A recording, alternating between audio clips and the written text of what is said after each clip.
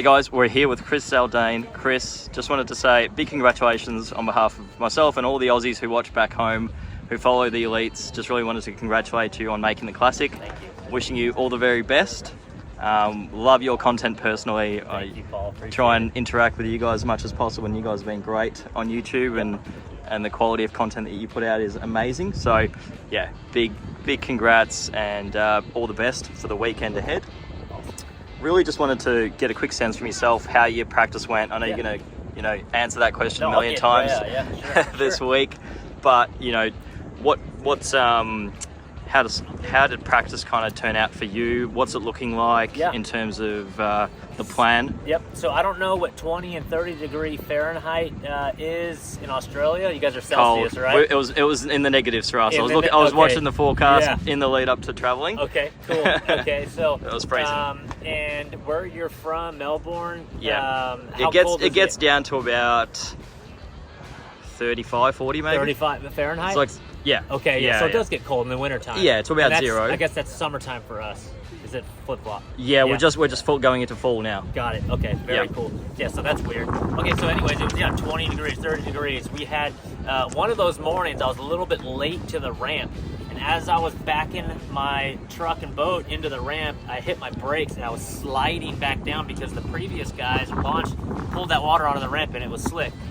But as you can tell, tournament time is tomorrow. And that practice day was a whole 6 days ago now. So a lot has changed. I don't know how the bass in Australia kind of react to warming temperatures, but I can tell you here in the States, in the month of March, when you're throwing a larger than normal lure like this or another swim bait, the fish are always looking up. They're always moving up. They're moving shallower. So I did have 3-ish bites, on average 3 bites a day on big lures, and hopefully those 3 bites turn into 6 bites. And if I can land 5 of them, it's going to be a very, very good classic for me. And do you think you're going to keep that lure in your hand most of the weekend? And Paul, you have to. You kind of have to. You really do. And Carl knows a lot about that. Carl lives on Lake Chickamauga. He knows the Tennessee River. He knows what jointed swim baits are capable of, but you absolutely have to commit. I thought about this last night where a guy like Gussie commits to the Damiki rig and real small lures. All of a sudden you're 4 or 5 hours invested in the technique that day, and you don't even have time to do other stuff. So it takes full commitment. It really, really does. And a lot of guys just say, oh, I'm going to lock this in my hand. But you see all these other rods on his deck, he sneaks away and tries this. No. You have to keep this thing in your hand in order to get those 5 bites. Got you. And with the smaller field size this weekend, is that going to make it a bit easier for you in terms of, hitting those key stretches at the right times, multiple times a day, hoping they reload?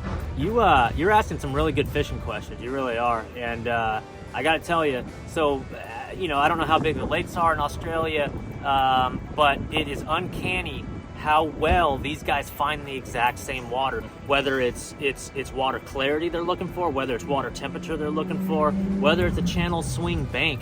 It seems like by the end of the tournament, of course we're fishermen, we're like high school girls, word spreads when success occurs on the water, but all that aside, during the practice rounds, guys find the same stuff because they think like a fish, and the fish live where they're gonna want to live this time of year. So it'll be surprising. I think fish kind of small for how long this river is. It really will. Yeah. Okay. Awesome.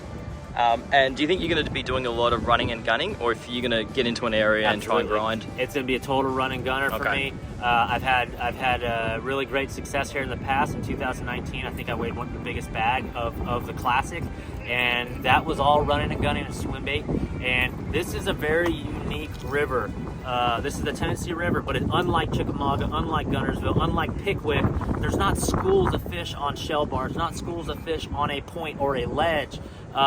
It really is one right there, go another bit, there's one right there, go a little bit, but they're good ones. That's a 4-pounder, that's a 3, that's a 5 right there. So this is a very unique stretch of the Tennessee River in that you're only looking for 1 bite at a time and you're trying to build a bag.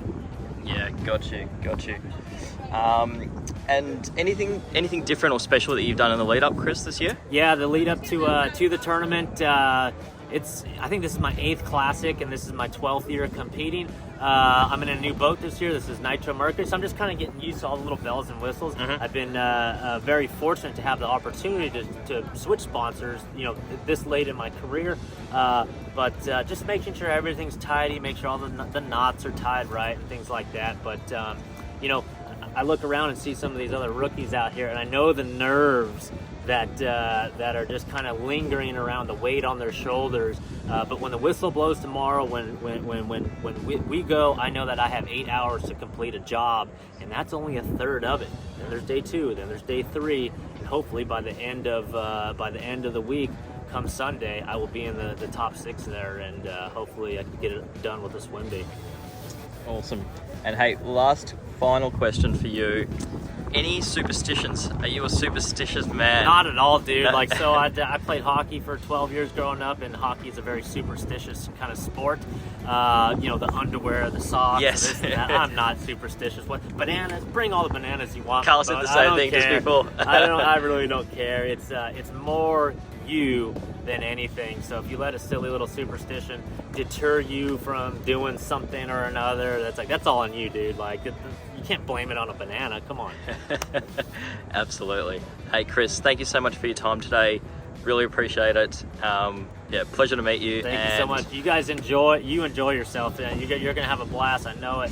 The Jocketson team is going to soak up every minute of it. So thank you. Well, Paul. I'll be marshalling this weekend. So nice. Who knows? Maybe my name might be drawn in with you, and who knows? Very cool. Right on, Paul. Good talking All right. to you, man. Likewise. Thanks, Chris.